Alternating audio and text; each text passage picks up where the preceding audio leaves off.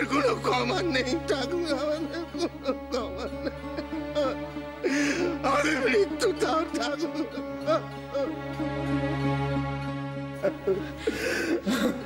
না বড় ঠাকুর,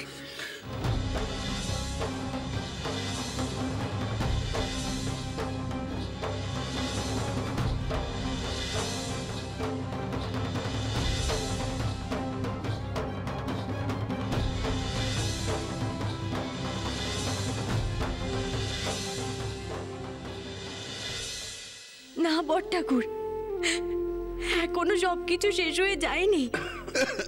সে হতভাগী বেঁচে আছে এখনো। ছোট বউ?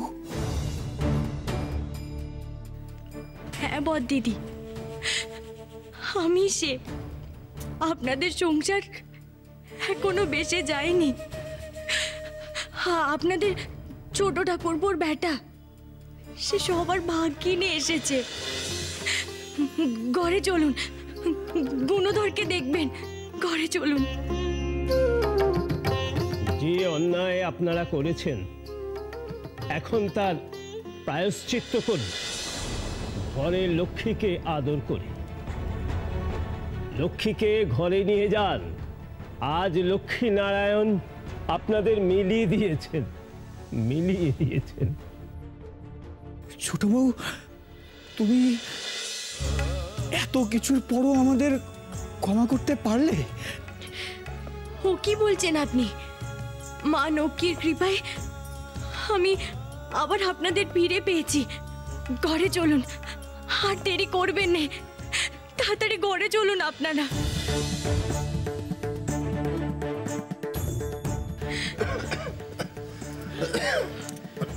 মা, সবই তোমার দয়া মা।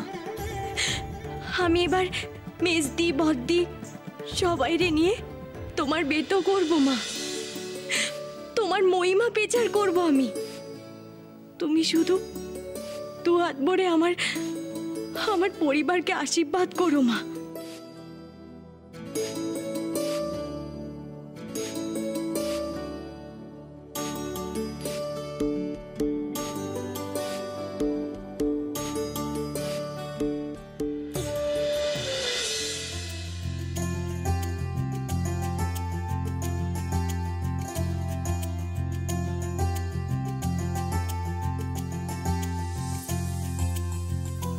প্রভু, মর্তলোকের ঘরে ঘরে লক্ষ্মীশ্রী সৃষ্টি করতে পেরে আমি ধন্য।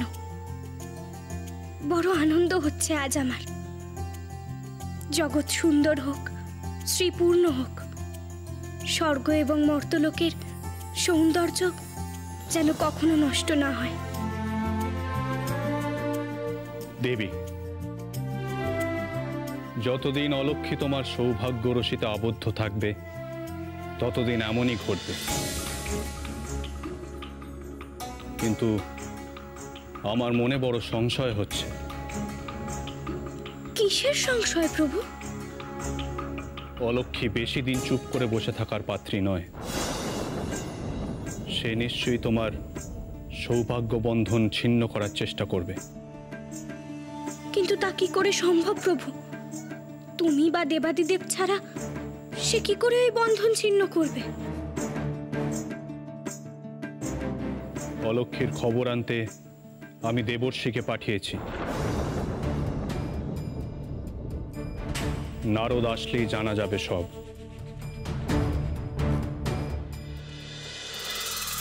হে দেবী, কতকাল আপনি মহাদেবের তপস্যা করে চলেছেন, তাকে তুষ্ট করবার চেষ্টা করছেন,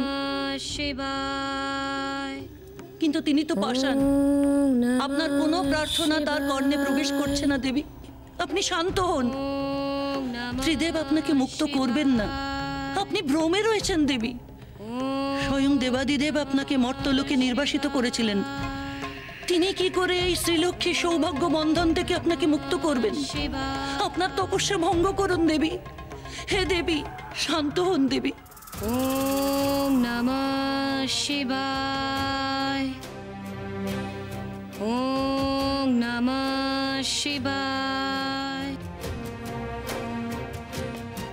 ওম নমঃ শিবায়।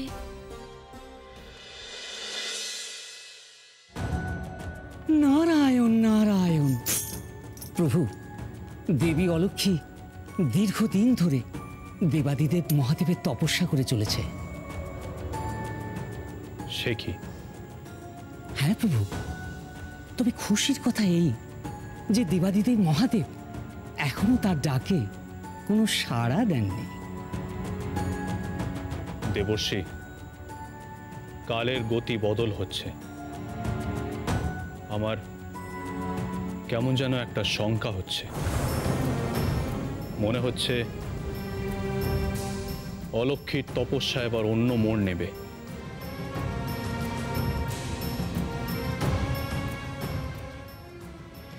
দেবর্ষি, আজ বৈকুণ্ঠে আপনার নিমন্ত্রণ।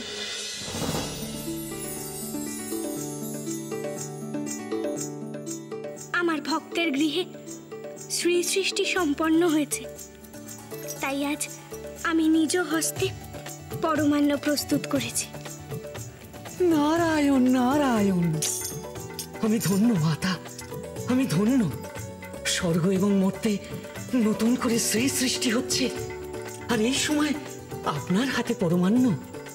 আহা, এর চেয়ে বেশি আনন্দ আর কিসে হতে পারে মাতা? শুধু নারদ কেন দেবী, অন্য দেবতারা বঞ্চিত থাকবে কেন? এ ভারী অন্যায়। অন্য দেবতাদেরও এই মহাভোজে আহ্বান করো। সে তো বড় আনন্দের হবে প্রভু। দেবর্ষি, আপনি বরং এখনই ইন্দ্রসভায় যান, দেবগণকে আমন্ত্রণ জানিয়ে আসুন। তাদের বলবেন কাল আমি নিজ হস্তে রন্ধন করে দেবগণকে খাওয়াবো। জয় মাতা শ্রীলক্ষ্মীর জয়, জয় মাতা শ্রীলক্ষ্মীর জয়। মাতা, আমি এইক্ষণে ইন্দ্রসভায় গমন করছি মাতা। আমন্ত্রণ জানিয়ে আসি সকলকে।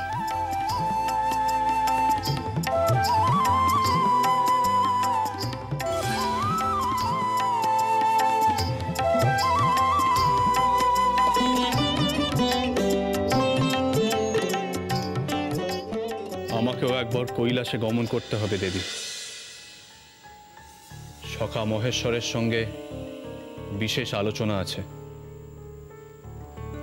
কিন্তু প্রভু, আমি যে তোমার জন্য পরমান্ন এনেছিলাম।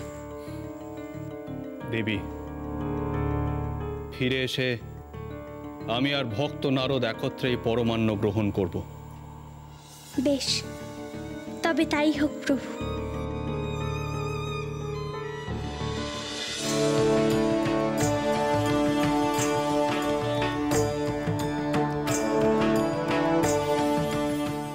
না, আমার আর সহ্য হচ্ছে না। আমাকে যেতে হবে। ভক্তের ডাকে আমাকে সাড়া দিতেই হবে। কোথায় চললে সখা?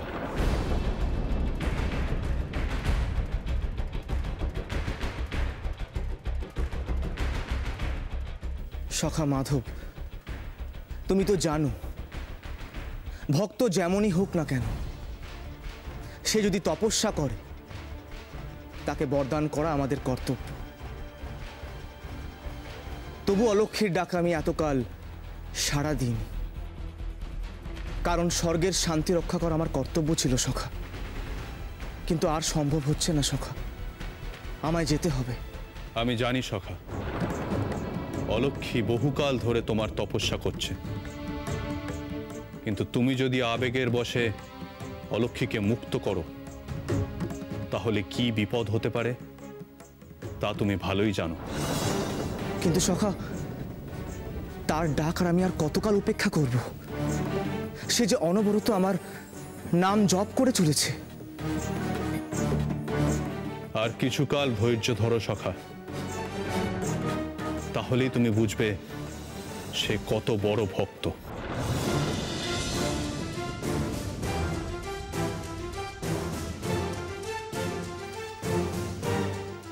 সঠিক সময়ে এসেছি আমি। আরো দেরি করলে অনর্থ হতো। কোনো অবস্থাতেই অলক্ষ্মীকে স্বর্গে ফিরে আসতে দেওয়া উচিত হবে না। তাহলে মৃগয়ার আয়োজন সম্পন্ন করুন চন্দ্রদেব। অবশ্যই হে দেবরাজ, আমি যত শীঘ্রই সম্ভব মৃগয়ার আয়োজন করছি। বহুদিন আমরা কোনো উৎসব আনন্দ করিনি। তাছাড়া দেবী শ্রীলক্ষ্মী এবং জগৎপালক নারায়ণ এখন বৈকুণ্ঠে উপস্থিত, সুতরাং স্বর্গ সুরক্ষিত। দেবরাজ, এই মুহূর্তে স্বর্গ ছেড়ে যাওয়ার কোনো অসুবিধে নেই।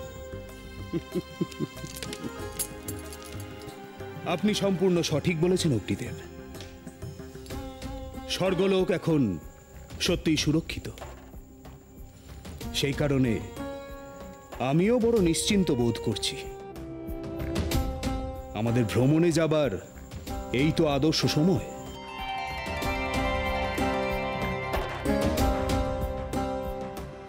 নারায়ণ নারায়ণ।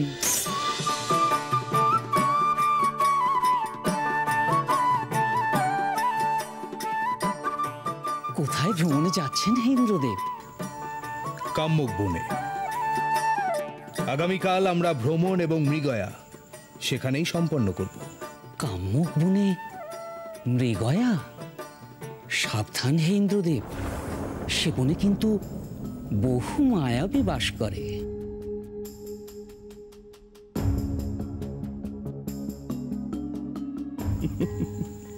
দেবর্ষি, কেবলমাত্র সেই কারণেই কাম্যক বনে যাব বলে মনস্থ করেছি।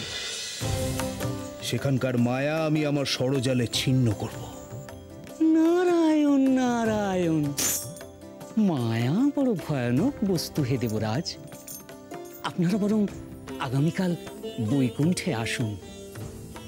দেবী শ্রীলক্ষ্মী স্বয়ং আপনাদের আমন্ত্রণ জানিয়েছেন।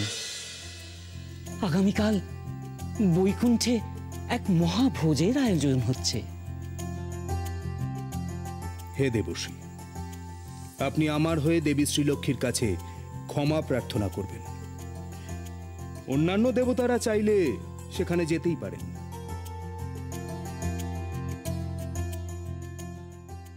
কাল আমি কোনো অবস্থাতেই দেবী শ্রীলক্ষ্মীর নিমন্ত্রণ রক্ষা করতে পারবো না, কারণ মৃগয়ার আকর্ষণ আমার কাছে অনেক বড়।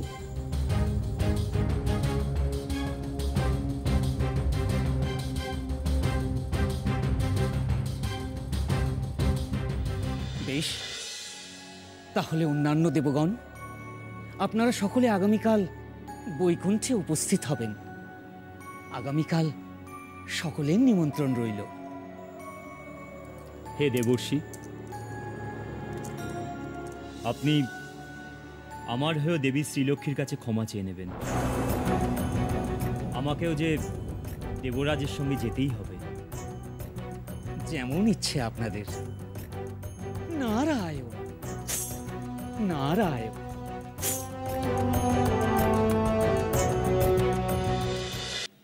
প্রভু, জগতের কল্যাণ হোক, সকলে যেন সুখ ও সমৃদ্ধি লাভ করে।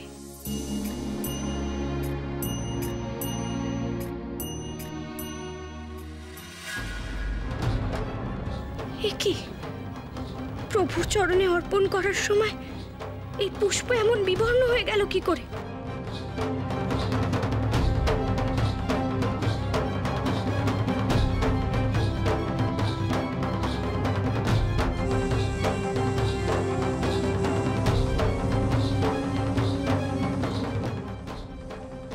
প্রভু, এ কিসের সংকেত?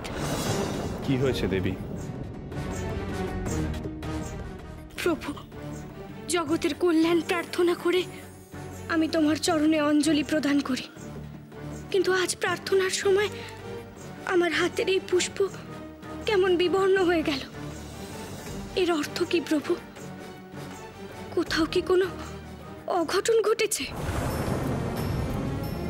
আমার ভক্তরা ঠিক আছে তো প্রভু? আমার বড় শঙ্কা হচ্ছে।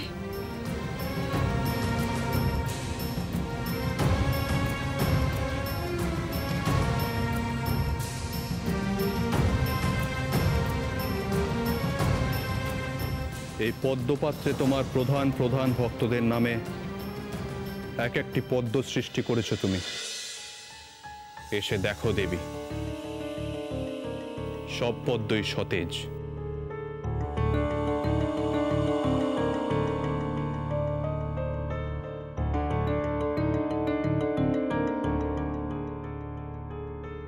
তুমি বৃথাই উদ্বিগ্ন হচ্ছ দেবী। কোথাও কোনো অঘটনের চিহ্ন নেই।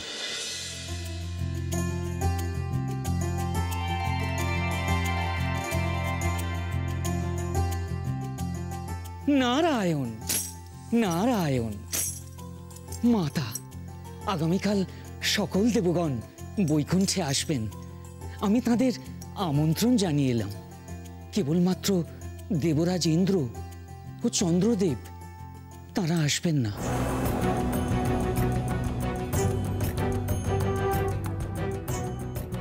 কেন? তারা কাম্যক বনে মৃগয়ায় যাওয়ার পরিকল্পনা করেছেন মাতা।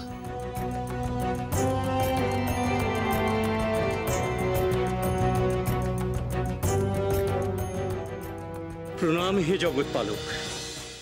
প্রণাম দেবী। প্রণাম দেবগুরু। বৈকুণ্ঠে আপনাকে স্বাগত জানাই। আমি ভয়ানক শঙ্কিত হয়ে আপনাদের কাছে ছুটে এলাম। কেন, কি হয়েছে? কিছু পূর্বে গণনার সময় এক অদ্ভুত ঘটনা ঘটল হে জগৎপালক।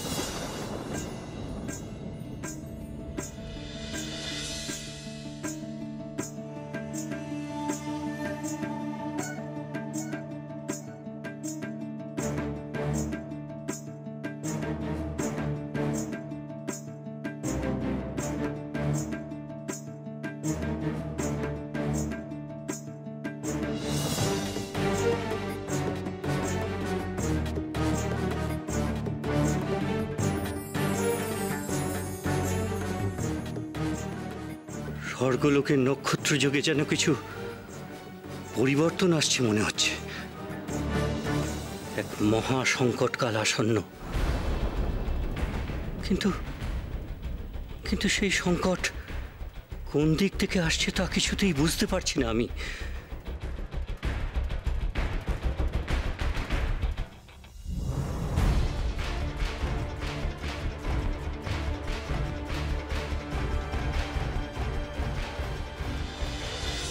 দেবগুরু, আজ আমার হাতের পুষ্প কেমন বিবর্ণ হয়ে গেল।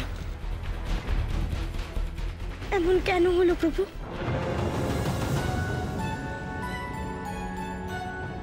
দেবগুরু, কালই আমরা সকলকে নিয়ে আলোচনায় বসব। দেবরাজ বা অন্য কেউ যেন মৃগয়ায় না যায়। কাল বৈকুণ্ঠের মহাভোজ বন্ধ থাকবে। গণনায় ভূর্জপত্র পুড়ে যাওয়ার অর্থ খুব শীঘ্রই স্বর্গলোকে আগুন জ্বলবে। নারায়ণ নারায়ণ, কি বলছেন প্রভু?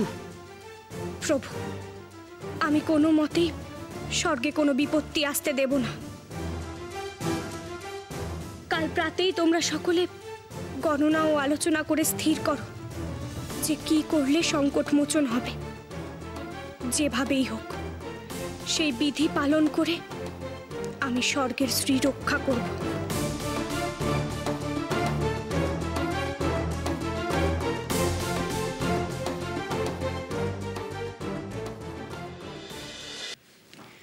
বৈকুণ্ঠে স্বাগত হে দেবগণ।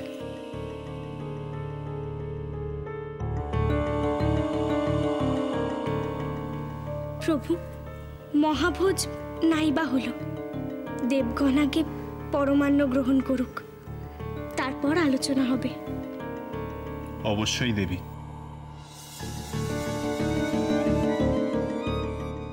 দেবগণ, আপনারা আসন গ্রহণ করুন, আমি পরমান্ন নিয়ে আসছি। চলুন মাতা, আমি আপনাকে সাহায্য করছি। হে জগৎপালক, স্বর্গে কি এমন সংকট ঘটল যার জন্য আমোদ প্রমোদ সবকিছু বন্ধ করে দিতে হবে? ক্ষমা করবেন দেবরাজ, আপনি আজকাল বড়ই নিশ্চিন্তে আছেন। স্বর্গকে রক্ষা করাই আপনার প্রধান কর্তব্য। তাই আসন্ন বিপদ সম্পর্কে আপনার সতর্ক থাকা উচিত।